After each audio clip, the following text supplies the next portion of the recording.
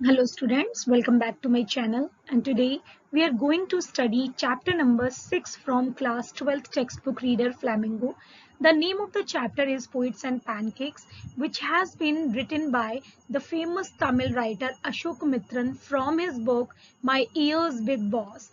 In this book, the author describes the impact of movies on every aspect of society and also recounts his early year of working in Gemini Studios. Let's get to know some basic information about the Gemini Studios. Gemini Studios Chennai में located है और इसकी जो establishment था वो 1940s में हुआ था।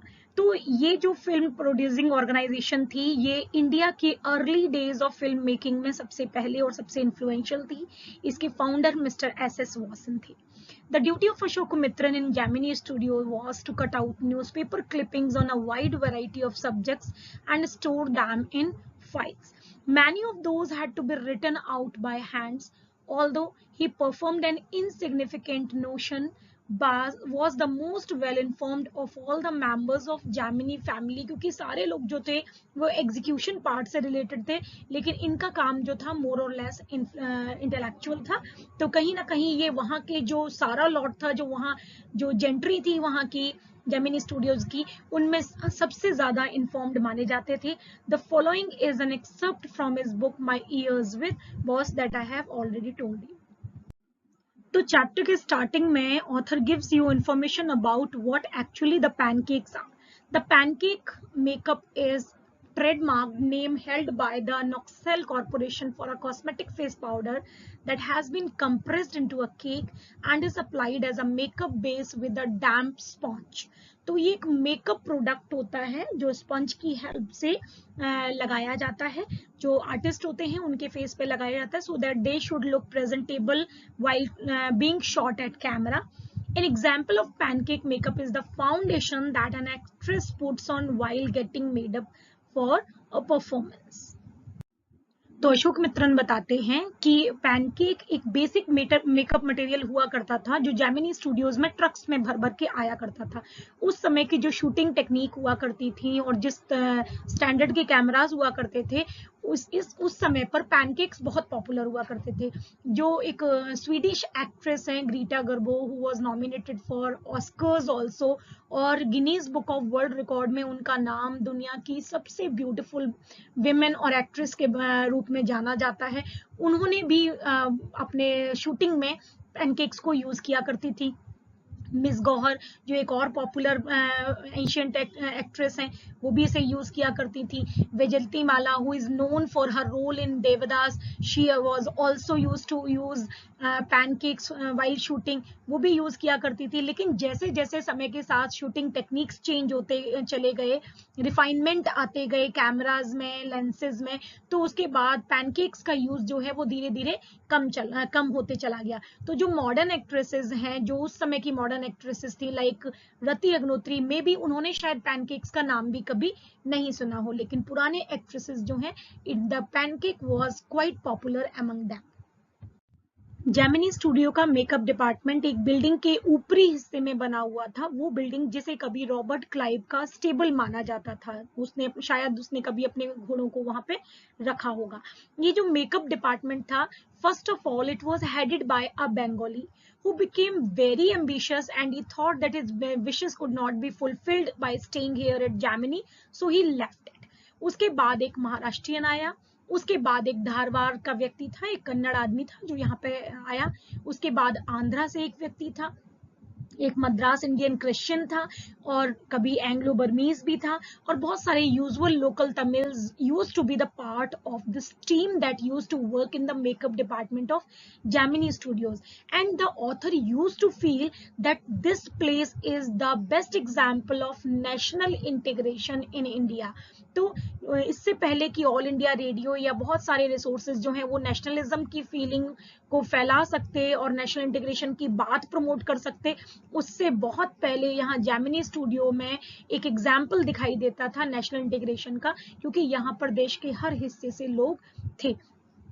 तो यहाँ पे we are trying to cover certain important questions also along with the explanation. So from here the question becomes कि what is the example of national integration that the author refers to. So you can answer with the help of this text. Then the makeup department had the look of a hair cutting salon. ये जो देखने में makeup room जो था वो एक hair cutting salon जैसा दिखाई देता था, जिसमें लगभग हर एंगल पे हाफ अ डजन शीशे लगे हुए थे, चारों तरफ शीशे लगे हुए थे, लगभग आधे दर्जन से भी ज्यादा शीशे लगे हुए थे, और it was having incandescent lights at all angles, सब तरफ खुले हुए फ्लेम लाइट्स जो हैं वो हुआ करते थे, जिससे बहुत गर्मी निकला करती थी.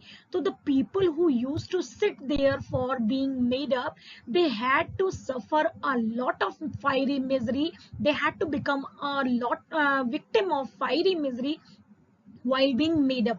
तो आप समझ सकते हैं, अंदाजा लगा सकते हैं कि इतनी गर्मी में जब वो लोग बैठते होंगे तो मेकअप कराते समय उन्हें कितनी मुश्किलों का सामना करना पड़ता होगा. अच्छा, यहाँ मेकअप कराने के लिए एक स्ट्रिक्ट हायरार्की मेंटेन की जाती थी, यानी एक सीनियरिटी और जूनियर जो जूनियर लोग थे उनका बड़ा ध्यान रखा जाता था कि कौन किस वैल्यू के, किस वर्थ के एक्टर को तैयार करता है या उसको मेकअप करता है. For example, the chief makeup man made the chief actors and actresses अगली.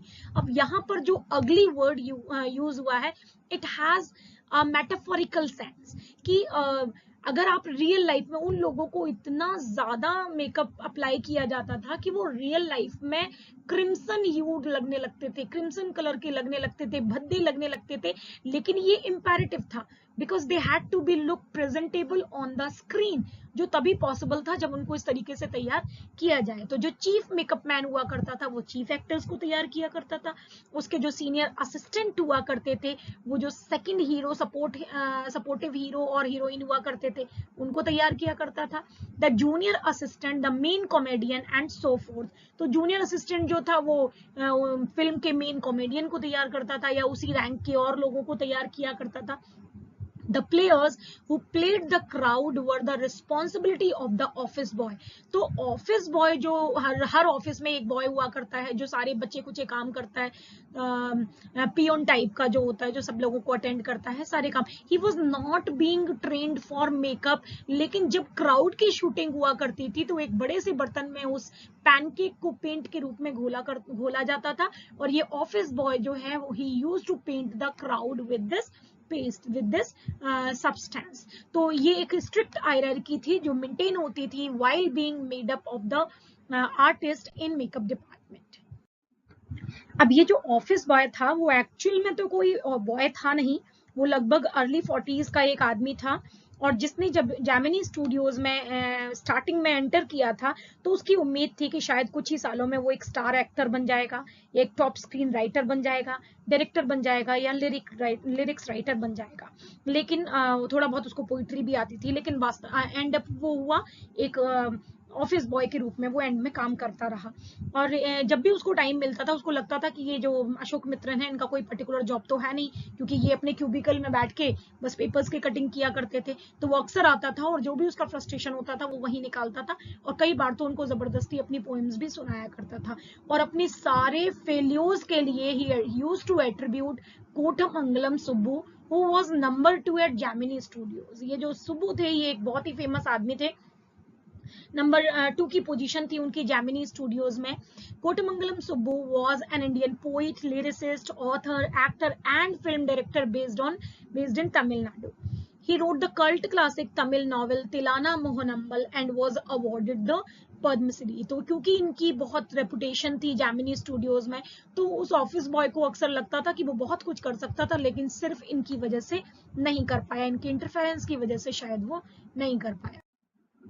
Now this Subbu was regarded as a many-sided genius. The character sketch of Subbu is very important from point of view of exams, so you have to prepare it very well. Subbu was the number 2 at Gemini Studios. He had the ability to look cheerful at all times, even after having had a hand in a flop film. भले ही उनकी film flop चली जाए जो उन्होंने बनाई है, लेकिन he was extremely cheerful and he had the ability to look cheerful at all times. चाहे अच्छा हो या बुरा हो, हमेशा वो खुश खुश दिखाई देते थे। ही always had work for somebody, he could never do things on his own. कभी भी वो कोई काम अपने आप नहीं करते थे, वो हमेशा जानते थे कि किस आदमी को क्या काम देना है, तो वो हमेशा तैयार रहते थे सबको कोई ना कोई काम देने के लिए। His sense of loyalty made him identify himself with his principal completely and turn his entire creativity to his principal's advantage. उनका जो सेंस ऑफ लॉयल्टी था, it was visible by almost everybody, and even the boss had an idea that all the loyalty and creativity of this man is directed towards the fulfillment and benefits of his boss only. तो उनको पता था कि जितनी भी creativity है वो सिर्फ और सिर्फ मिस्टर वासन की यानी कि बॉस के फायदे के लिए ही यूज होने वाली है।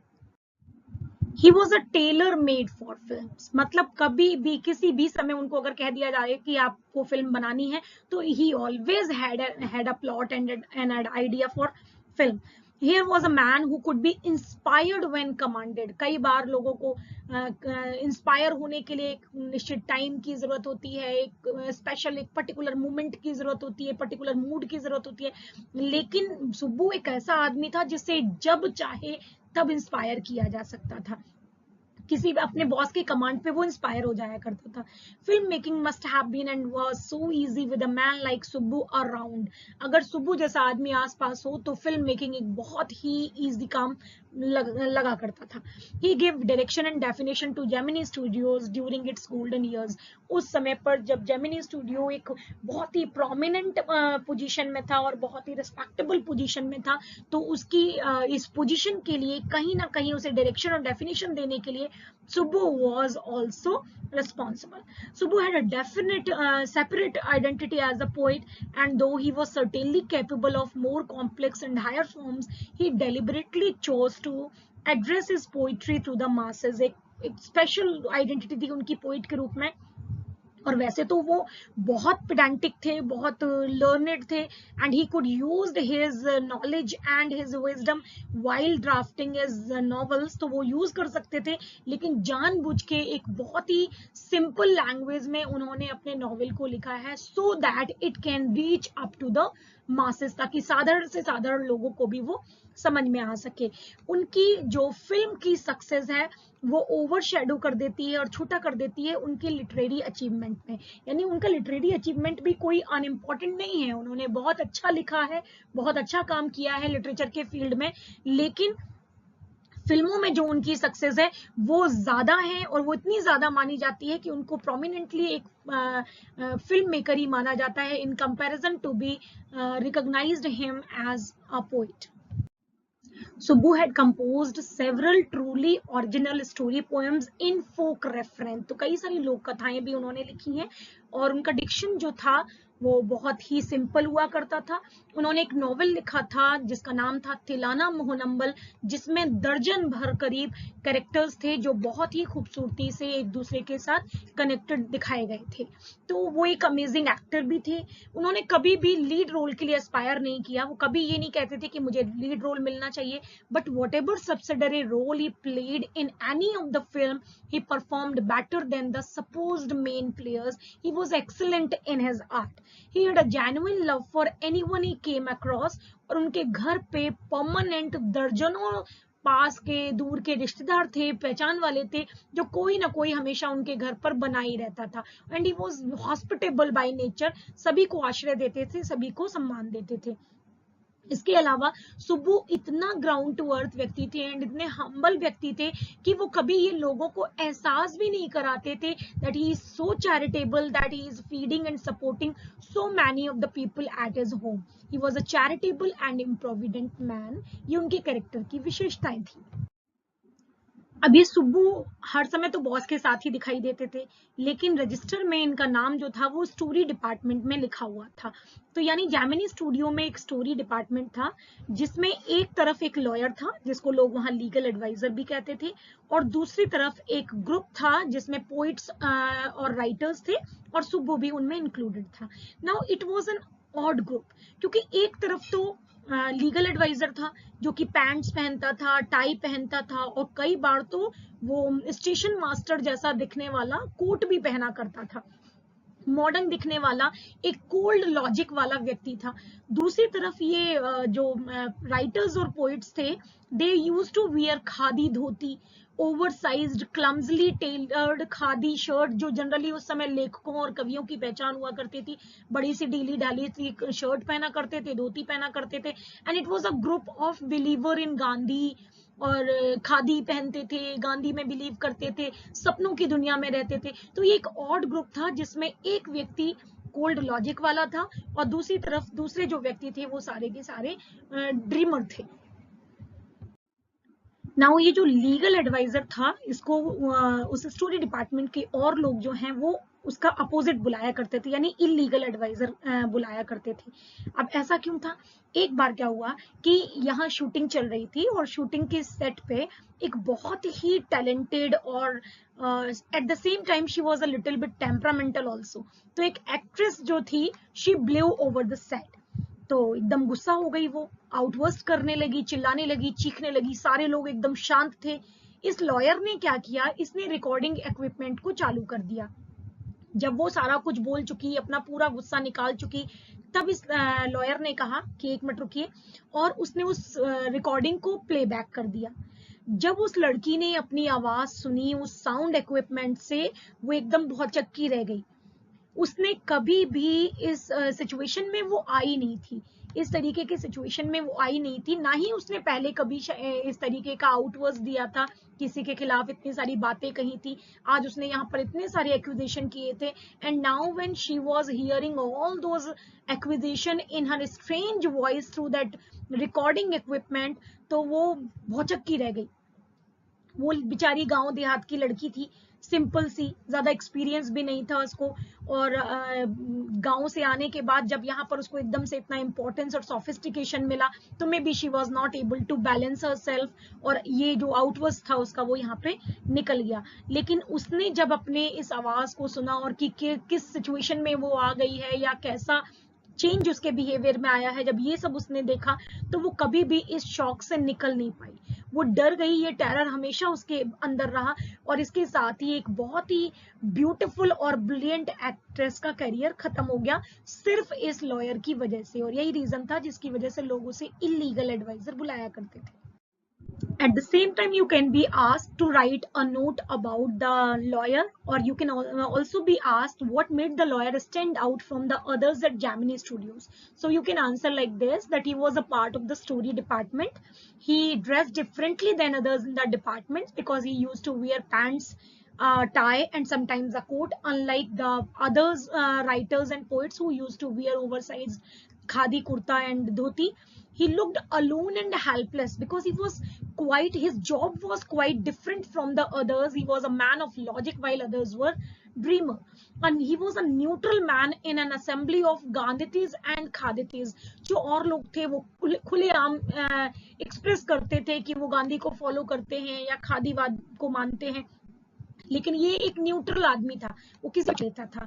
एक दिन क्या हुआ कि बॉस ने स्टोरी डिपार्टमेंट को बंद कर दिया, और ये शायद पहली बार हुआ होगा ह्यूमन हिस्ट्री में कि एक लॉयर की जॉब इसलिए चली गई क्योंकि पोइट्स की जॉब चली गई थी। क्योंकि स्टोरी डिपार्टमेंट में मेजरली तो पोइट ही हुआ करते थे, पोइट और राइटर्स ही हुआ करते थे। तो जब स्टोरी डिपार्टमेंट बंद हुआ और पोइट्स और राइटर्स की जॉब गई, तो ऑटोमेटिकली इस लॉयर की जॉब भी चली गई और उसका काम भी वहां पे खत्म हो गया। अब उस समय की सोसाइटी में मुख्य रूप से दो विचारधाराएं फेमस थी, एक तो गांधीवाद और दूसरा कम्युनिज्म। तो यहाँ जो लोग थे, जो जेमिनी स्टूडियो के जो पोइट्स थे, जो खादी पहना करते थे, obviously they used to follow Gandhi, and naturally they were against communism. They had a very harsh opinion about the people who used to follow communism. उनके अकॉर्डिंग कम्युनिस्ट आदमी जो था वो गॉडलेस आदमी हुआ करता था, the man who doesn't believe in the existence of God. This man had no love for his relatives or any other living being around him. उन्हें ये भी लगता था कि कम्युनिस्ट आदमी जो है अब वो अपने सिद्धांतों के लिए, अपनी जिद के लिए अपने पेरेंट्स और बच्चों को मारने से पहले भी हिचकिचाएगा नहीं। उनको ये भी लगता था कि जो लोग इनोसेंट हैं, इग्नोरेंट हैं, the job of a communist man was always to cause and spread unrest and violence among them. उन लोगों को आसानी से बहलाया जा सकता है, फुसलाया जा सकता है। तो एक कम्युनिस्ट आदमी हमेशा एक समाज में एक विद्रोह की भावना, एक बेचैनी की भावना फैलाना चाहता है। हमेशा लोगों को बताता है कि तुम्हारे साथ ये गलत है, तुम्हारे साथ ये गलत है, ताकि वो विरोध किया जा सके, और हमेशा एक अनरेस्ट क्रिएट करता है। तो ये सारी ओपिनियन जो थी वो पोइट्स की थी कम्युनिस्ट लोगों के बारे में।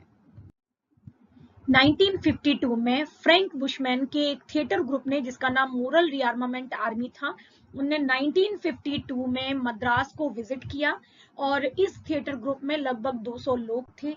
और इन लोगों को सबसे अच्छा होस्ट जो था वो जेमिनी स्टूडियोज में ही मिला यहाँ, क्योंकि उन्हें एक स्टेज की जरूरत थी, जो उन्हें जेमिनी स्टूडियो में मिला। कुछ लोगों ने कहा कि ये एक इंटरनेशनल सर्कस है और यहाँ पर कुछ एनिमल्स और उनके साथ ही कुछ करतब करके दिखाएंगे, लेकिन ऐसा नहीं हुआ।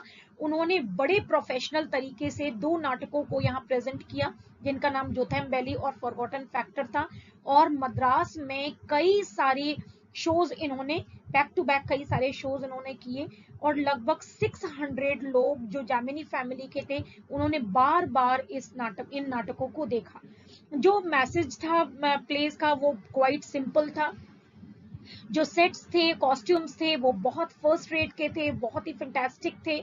मद्रास और तमिल ड्रामा कम्युनिटी जो थी वो बहुत ज्यादा इम्प्रेस हुए, और कुछ सालों तक लगभग हर तमिल प्ले में सनराइज और सनसेट के जो सीन्स हुआ करते थे उनको वैसे ही डिपिक्ट किया जाता था जैसे they had seen in the Jotham valley. होता क्या था कि एक वेयर स्टेज कर रखा जाता था, खाली स्टेज था, व्हाइट कलर का बैकग्राउंड हुआ करता था कर्टेन के साथ, और ट्यून बजाई जाती थी फ्लूट पर to indicate the time of sunrise and sunset. कई सालों बाद पता चला कि ये जो एमआरए था, it was a kind of counter movement to international communism. लेकिन जो जामिनी के बॉसेस थे लाइक मिस्टर बासन, उनका इसमें कोई हाथ है ऐसा लोग विश्वास नहीं कर पाए। यानी लोगों ने नाटकों को बार बार देखा, उनको पसंद किया, लेकिन उन्हें आइडिया नहीं हो पाया कि ये किसी भी तरीके से इसका कोई पॉलिटिकल एंगल हो सकता है, या ये कम्युनिज्म के अगेंस्ट प्रमोट करने के लिए आया था, ऐसा किसी को आइडिया नहीं हो पाया। तो इसके कई सारे unchangeable aspects of these big bosses and their enterprises remain the same. MRA और no MRA, international communism or no international communism, 100 people, the staff of Gemini Studios had a nice time hosting 200 people of all hues and sizes of at least 20 nationalities। क्या फर्क पड़ता है कि वो communism के पक्ष में है या कम्युनिज्म के खिलाफ है। यहाँ के लोगों को तो सिर्फ यही खुशी थी कि उनके रूटीन से हटके उन्हें लगभग 200 ऐसे लोगों को जो डिफरेंट कास्ट से, डिफरेंट क्रीड से, डिफरेंट नेशनैलिटीज से बिलोंग करते थे, ऐसे लोगों को होस्ट करने का मौका मिला। और जेमिनी स्टूडियो के लोग जो थे वो irrespective of any political influence, they were happy to host these people। तो यहाँ एमआरए का आना कितना सफल हुआ, कितना नहीं सफल हुआ, इसका कोई भी रिकॉर्ड नहीं है या इससे कोई मतलब नहीं है, क्योंकि जेमिनी स्टूडियो वालों ने उसे सिर्फ एक आर्ट फॉर्म के रूप में लिया और आर्टिस्टिकली ही वो उससे इम्प्रेस्ड हुए। यहाँ you can be asked to write a long answer type question. तो ये पूरा नोट जो है आप फ्रैंक बुशमैन की इसके विजिट के बारे में तैयार कर लेंगे, और कैसे वो उनके जो नाटक थे उनको इमिटेट किया जाने लगा था मद्रास प्लेस में, वो भी आप बता देंगे। अब इसके कुछ ही महीनों बाद जेमिनी स्टूडियो के बॉसेस को अगेन फोन आने लगे और उन्हें ये इन्फॉर्म किया गया कि एक ब्रिटिश पोइट एंड एडिटर हैं इंग्लैंड से, जो कि जेमिनी स्टूडियो में विजिट करना चाहते हैं। और लोगों में एक क्यूरियोसिटी हो गई कि आखिर ये पोइट कौन है, ये एडिटर कौन है, क्योंकि यहाँ के लोगों का जो लिटरेरी एक्सपोजर था वो इतना ज्यादा तो था नहीं, ज्यादातर लोग तमिल थे और तमिल पोइट्स और लिटरेचर से ही उनका लेना देना था। इंग्लिश पोइट्स जो बहुत पॉपुलर थे जैसे वर्ड्सवर्थ है, टी.एस. इलियट है, इन लोगों को तो जानते थे, लेकिन इस पोइट का नाम जो था वो शायद पहले कभी किसी ने नहीं सुना था। तो इन पोइट का नाम स्टीफन स्पेंडर है, और आप लोगों को भी शायद इनका नाम पता होगा, क्योंकि आपकी ही बुक में जो सेकंड पोएम है, an elementary school classroom in a slum, he is the same poet who has composed this poem. तो जब ये स्टीफन स्पेंडर यहाँ आए और उनका वेलकम किया गया, तो बॉस ने एक लंबी सी स्पीच पढ़ी उनके वेलकम में, जो कि अक्सर किया जाता है, which is the trend when we welcome a chief guest, we read a glorifying speech about him. एक जनरल स्पीच दी जाती है उनके वेलकम के लिए, जो कि यहाँ पर भी दी गई। लेकिन उस स्पीच से कुछ भी क्लियर नहीं हुआ था कि what is the purpose of the visit of this poet at Gemini Studios. और उसकी स्पीच से, मिस्टर वासन की स्पीच से ये क्लियर हो रहा था कि even he has a very little idea about the poet. शायद उनको खुद को भी अंदाजा नहीं था कि आखिर ये यहाँ पर क्यों आए हुए हैं। तो इस तरीके से कहीं ना कहीं उनकी जो एक मिस्ट्री जो थी वो क्रिएट हो रही थी regarding the visit of this English poet. अब बारी आई स्टीफन स्पेंडर के स्पीच देने की। उन्होंने भी स्पीच देना शुरू किया, and when he started to speak, तो शुरू से ही क्लियर हो गया that people who were sitting there and the audience, they had no idea about what the poet was speaking about. उनकी जो स्पीच थी उसमें कहीं कहीं नेशनल और डेमोक्रेसी जैसे वर्ड्स, फ्रीडम जैसे वर्ड्स जो हैं वो बार बार सुनने को मिल रहे थे, लेकिन यहाँ की ऑडियंस जो थी वो डेज्ड थी, एकदम चकराई हुई थी कि क्या हो रहा है, और साइलेंट थी। इंटरैक्शन नहीं था, क्योंकि इंटरैक्शन तो तभी होता जब उन्हें खुद को कुछ समझ में आता। No one knew what he was talking about. तो एक तो ये आइडिया हो ही नहीं रहा था कि वो क्या बात कर रहे हैं। दूसरी चीज, his British accent defeated any attempt to understand what he was saying. यहाँ के सिंपल तमिल लोग, जिनको थोड़ा बहुत इंग्लिश तो आती थी, तो उसको भी समझने में उन्हें बहुत मुश्किल होती थी। यहाँ जब एक ब्रिटिश आदमी ने अपने प्रॉपर एक्सेंट के साथ बोलना शुरू किया, तो इन लोगों को बिल्कुल समझ में नहीं आया कि वो क्या कह रहा है। तो यहाँ से आप आंसर कर सकते हैं इस क्वेश्चन का, what cause the lack of communication between the Englishman and the people at Gemini Studios. So the audience at the Gemini Studios could not understand what an English poet was doing in a film studio which makes Tamil films for the simplest sort of people. People were not able to understand what the hell a British editor and poet is doing here among the people जो simple हैं, simple सी films बनाते हैं normal लोगों के लिए, वो भी Tamil films बनाते हैं। आखिर ये आदमी यहाँ पे क्या कर रहा है, उन लोगों को बिल्कुल भी आइडिया नहीं हो पा रहा था। They were not able to set up the connection between these two facts. Their lives did not give them the possibility of cultivating a taste for English poetry.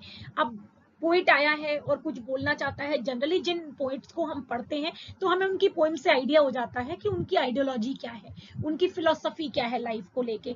लेकिन यहाँ के जो गरीब लोग हैं, जो सिंपल लोग हैं, उन लोगों ने तो कभी उनको मौका ही नहीं मिला कि वो टेस्ट डेवलप कर पाते लिटरेचर के प्रति, ये पोइट्री के प्रति। तो क्योंकि उनके अंदर ये कभी टेस्ट नहीं आ पाया, तो उन्हें ये भी आइडिया नहीं है कि what kind of a poet Stephen Spender is. अगर उन्हें ये पता होता, शायद उनको थोड़ा बहुत समझने में आसानी रहती कि वो यहाँ क्या बात करने आए हैं। The poet looked pretty baffled too. अच्छा, यहाँ ये जो bafflement था, ये जो disturbance था, और ये जो mysterious environment था, it was two way. क्योंकि even the poet was pretty baffled. जो पोइट जो वहां से स्पीच दे रहा था वो भी एकदम बैफल्ड था, वो भी एकदम हैरान परेशान था, क्योंकि उनको समझ में आ गया था कि this delivering of lecture is quite inappropriate because the audience that was there was not able to understand and get the point he wanted to convey about the thrills and travels of an English poet. वो English poet वहां पे कितनी serious बात करने आया है, इसका कोई भी आइडिया उन लोगों को नहीं था। और इस तरीके से उस इंग्लिश पोइट की विजिट जो है जैमिनी स्टूडियोज में, उसे हमेशा के लिए एक अनएक्सप्लेन्ड मिस्ट्री मान लिया गया। यहाँ से आपको इस क्वेश्चन का आंसर मिल जाएगा। अब ये स्टीफन स्पेंडर के विजिट की मिस्ट्री तो अनएक्सप्लेन्ड रह गई। उसके कई समय बाद जब इन्होंने जेमिनी स्टूडियो छोड़ दिया अशोक मित्रन ने और इंडिपेंडेंट अपना लिख रहे थे, उन एक बार the Hindu had published a tiny announcement in an insignificant corner of an unimportant page, a short story contest organized by a British periodical by the name The Encounter। तो एक मैगजीन पब्लिश हुआ करती थी जिसका नाम द एनकाउंटर था। उसने एक शॉर्ट स्टोरी कॉन्टेस्ट ऑर्गेनाइज किया था जिसकी सूचना अशोक मित्रन ने द हिंदू में पढ़ी। तो ऑथर जानना चाहते थे कि आखिर ये जो पीरियोडिकल है ये किस तरीके की कहानियां छापता है, क्योंकि किसी भी कंपटीशन में पार्टिसिपेट करने से पहले ये बेटर होता है कि आप आइडिया लगा लें कि जिस जगह वो जा रहा है वहाँ के लोगों का नजरिया क्या है।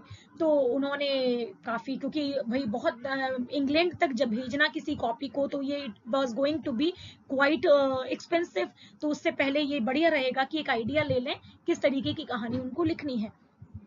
तो वो गए और उन्होंने द एनकाउंटर की कुछ जो कॉपीज थी उनको देखा, और ये जो एनकाउंटर की कॉपी थी it was completely untouched by readers in the British Council library. British Council library में ये एनकाउंटर की कॉपी उनको मिली और ये बिल्कुल अनटच्ड थी, यानी कि लोगों ने इसको छुआ भी नहीं था। Maybe the people had no interest in reading a British magazine. The editor's name rang a bell in the author's heart, क्योंकि ये वही पोइट था जिसने जेमिनी स्टूडियो में विजिट किया था, मतलब स्टीफन स्पेंडर, जिनकी विजिट का उस समय किसी को रहस्य पता नहीं चला था। लेकिन अब जब अशोक मित्रन ने उनकी मैगजीन को पढ़ा और उनके बारे में पढ़ा तो उनको क्लियरली आइडिया हो गया कि आखिर उन्होंने उस समय जेमिनी स्टूडियो को विजिट क्यों किया था। और उनका ये आइडिया और क्लियर हो गया जब ऑथर ने एक बुक खरीदी जिसका नाम था द गॉड दैट फेल्ड। ये एक बहुत ही स्पेशल कॉपी थी, एक सेकंड हैंड कॉपी आप इसको कह सकते हैं, कम कीमत की, जिसमें 6 बहुत फेमस राइटर्स ने 6 एसेज लिखे हुए थे और जिनका टॉपिक था their journeys into communism and their disillusion return. कई बार हम किसी particular political vent of mind से या पॉलिटिकल आइडियोलॉजी से इतने ज्यादा प्रभावित हो जाते हैं कि हम उसको फॉलो करने लगते हैं, लेकिन जब हम उसको फॉलो करने लगते हैं, उसको पास से देखते हैं, समझते हैं, तो कई बार हमें निराश होना पड़ता है और हमको लगता है कि अब my idea about it was not as appropriate as I had thought it to be, कि जितना मैंने सोचा था शायद ये बिल्कुल वैसा भी नहीं है। तो इन 6 के 6 ऑथर्स ने अपनी जर्नी के बारे में लिखा था कि कैसे एक टाइम पर वो कम्युनिज्म के लिए अट्रैक्ट हुए, कम्युनिज्म फिलॉसफी को, आइडियोलॉजी को उन्होंने फॉलो किया, लेकिन कुछ समय बाद उनको पता चला कि ये इसमें कुछ भी नहीं है, इसमें कोई सब्सटेंस नहीं है। वो डिसइल्यूजनड हो गए और उन्होंने वहां से वापस लौट आए। तो when he saw the name of Stephen Spender among the authors, the reaction to Spender's visit to Gemini Studio was no longer a mystery. आज सारे रहस्य खुल गए, उनको पता चल गया कि इन 6 लोगों में से एक नाम स्टीफन स्पेंडर का भी था। स्टीफन स्पेंडर जिन्होंने एक टाइम पर विजिट किया था जेमिनी स्टूडियो को और जहां उन्होंने एक स्पीच दी थी, तो अब उसे कोई डाउट नहीं है, maybe even at that time he wanted to convey his views against communism. शायद वो कम्युनिज्म के अगेंस्ट जो प्रोपोगेट कर रहे थे, उसको अपनी विचारधारा को फैलाना चाह रहे थे, लोगों को जागरूक करना चाह रहे थे कम्युनिज्म के अगेंस्ट, शायद इसीलिए वो जेमिनी में आए थे। और क्योंकि वह यहाँ उन्हें पता था बहुत सारे पोइट्स भी होते हैं आर्टिस्ट के अलावा, तो शायद he thought that it can be the best platform to convey his messages. और अगर इसी बात को हम और पीछे चलें तो हम एमआरए की विजिट के रेफरेंस में भी देख सकते हैं, क्योंकि बाद में पता चला था कि एमआरए एक काउंटर कम्युनिज्म मूवमेंट था जो कम्युनिज्म के खिलाफ लोगों को प्रचार कर रहा था अपने नाटकों के थ्रू। तो यानी हमें कहीं ना कहीं एक हल्का आइडिया होता है that may be the political vent of mind of mister Watson, that is the boss of Gemini Studio, was against communism, जो कि कई बार जो अलग अलग मौकों पर हमको देखने को मिलता है कि उन्हीं लोगों को होस्ट करते थे जो कि कम्युनिज्म के खिलाफ यहाँ पे बात करते थे। The boss of the Gemini Studios may not have much to do with Spender's poetry but not with his god that failed. तो हो सकता है कि बॉस जो थे जेमिनी स्टूडियो को, उनको स्पेंडर की पोइट्री से कोई लेना देना था या नहीं, ये तो इतना क्लियर नहीं है, लेकिन एक बात बिल्कुल श्योरिटी से कही जा सकती है कि वो God, that is the communism, that failed. It was directly related to the political ideology of Mr. Watson. तो इस तरीके से हम पूरे चैप्टर में देखते हैं कि एक ऐसा प्लेस जहां एक्टिंग होती थी, जहां एक्टर्स काम करते थे, जहां पैनकेक्स का काम प्रोमिनेंट था, this was not unaffected by the political and literary influence. इसीलिए चैप्टर का नाम भी पोइट्स एंड पैनकेक्स। अब यहाँ हम चैप्टर से अलग कुछ बात कर लेते हैं। ये जो पीस है ये एक बहुत ही चैटी और रैमलिंग स्टाइल में लिखा गया है। ऐसे लगता है जैसे ऑथर आपसे 1 to 1 बात कर रहा है और जो उसके दिमाग में आते जा रहा है वो आपको बताते जा रहा है। He leads to another which is then dwelt upon at length.